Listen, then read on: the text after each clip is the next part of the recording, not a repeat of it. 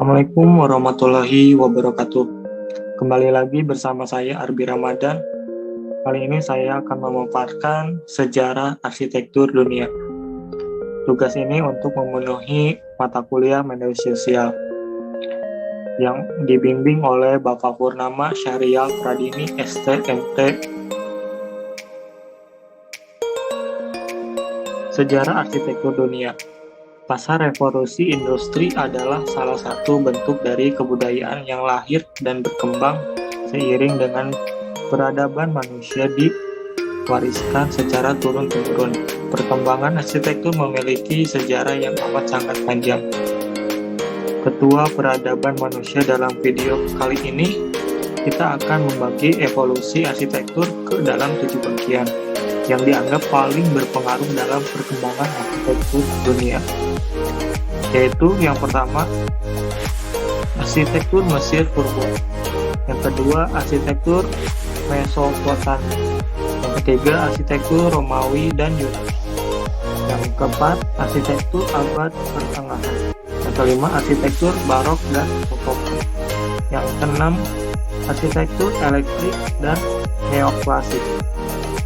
Yang ketujuh adalah arsitektur modern. Langsung saja, yang pertama adalah arsitektur Mesir Purba.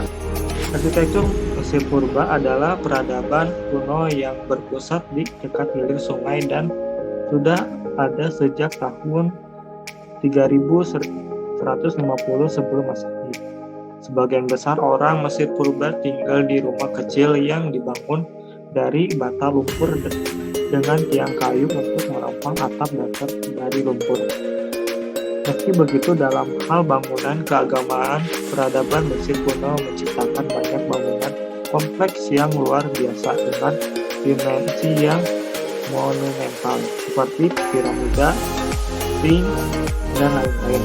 Bahkan piramida juga yang disebut sebagai salah satu dari 7 keajaiban dunia, merupakan hasil dari peradaban Mesir Purba. Yang kedua adalah arsitektur Mesopotami. Arsitektur Mesopotami. Peradaban Mesopotami merupakan gabungan dari berbagai suku bangsa yang terletak antara Sungai Efrat dan Tigris. Arsitektur Mesopotamia menggunakan batu bata campuran tanah liat dan batu kapur sebagai bahan bangunannya. Perkembangan arsitektur di Mesopotamia dikenal dengan bangunan kuil-kuil dengan ornamen-ornamen flora yang terdapat pada tiang-tiang kolom ataupun dinding bangunan. Contoh struktur pada masa Mesopotamia adalah kuil zigurat, taman gantung Babilonia, gerbang Ninive. Yang berikutnya adalah arsitektur Romawi dan Yunani. Arsitektur klasik Yunani kuno dan Romawi kuno adalah dua peradaban yang berbeda. Yunani kuno adalah sekitar tahun 1100 sebelum Masehi, sedangkan Romawi kuno sekitar 750 sebelum Masehi. Meski begitu, karya arsitektur keduanya memiliki karakteristik yang mirip dan saling melengkapi. Yunani berada pada wilayah berbukit dan kaya akan batu sehingga banyak manfaat batu sebagai material bangunan. Karakteristik arsitektur Yunani adalah bangunan dengan pilar yang tinggi serta ornamen dengan profil ukiran yang detail. Selain itu, bangunan juga dibuat simetris mungkin. Contoh bangunannya adalah kuil Parthenon, kuil Asatjem, kuil Nikos. Selanjutnya, yang keempat, arsitektur abad pertengahan. Arsitektur pertengahan pada masa Kristen awal. Arsitektur Kristen awal bermula pada tahun 3313 Masehi ketika agama Kristen dinyatakan sebagai agama yang legal oleh Kaisar Konstantin. Dalam periode ini, karya arsitektur dibuat untuk kebutuhan gereja. Ciri-ciri arsitektur pada masa Kristen awal adalah pilar-pilar yang besar, Interior berupa ornamen atau gambar tokoh pemuka agama. Bangunan yang luas yang dapat menampung jamaah. Contoh arsitektur Kristen awal adalah Basilica Roma dan Gereja Rosli Kapel, dan arsitektur abad pertengahan lainnya terdiri dari arsitektur Bizantium, arsitektur Gotik, arsitektur Renaissance. Yang kelima adalah arsitektur Barok dan Rokoko. Arsitektur Barok pertama kali muncul di Italia abad ke-16 yang mengambil perbendaharaan arsitektur Renaissance.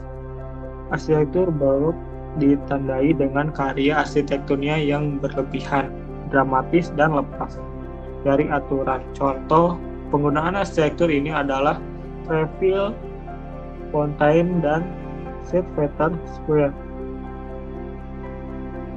Arsitektur Rokoko adalah arsitektur abad ke-18 yang berkembang ketika seniman Rokoko mulai meninggalkan gaya simetris dan mulai menambahkan bunga, tanaman, dan permainan lainnya. Ruang-ruang Rokoko dirancang sebagai karya seni total dengan perabotan elegan bermotif bunga dan tanaman, patung-patung kecil, cermin penuh ornamen, dan cat dinding penuh warna. Contoh penerapan arsitektur Rokoko adalah pada istana Catherine dan Bellica di Ottobrunn.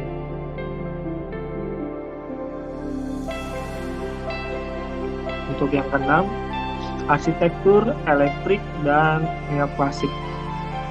Arsitektur elektrik adalah gaya arsitektur abad ke-19 dan 20, di mana salah satu karya arsitekturnya menggabungkan campuran arsitektur sebelumnya untuk menciptakan suatu yang baru, dan hasil contoh penggunaan arsitektur ini adalah Gereja Sagrada Família di Barcelona. Arsitektur neoklasik adalah gaya arsitektur yang dihasilkan oleh gerakan neoklasik yang dimulai pada pertengahan abad ke-18. Gaya ini mengadopsi arsitektur klasik kuno, prinsip-prinsip Peruvian, dan karya arsitektur Italia Andrea Palladio. Ciri-ciri arsitektur ini adalah garis-garis bersih dan elemen elegan, simetris, dan kolom-kolom yang berdiri bebas rapi.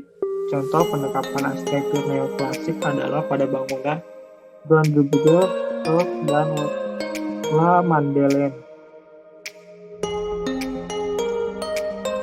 Yang terakhir adalah arsitektur modern.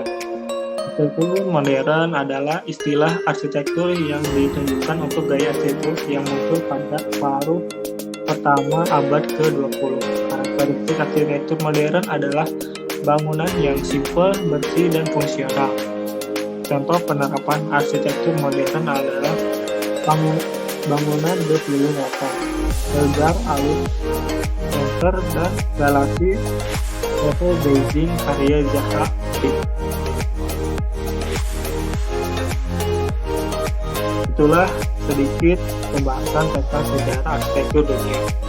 Bila ada yang ditanyakan atau menambahkan, bisa di komen di kolom komentar, dan jangan lupa ikuti terus channel ini.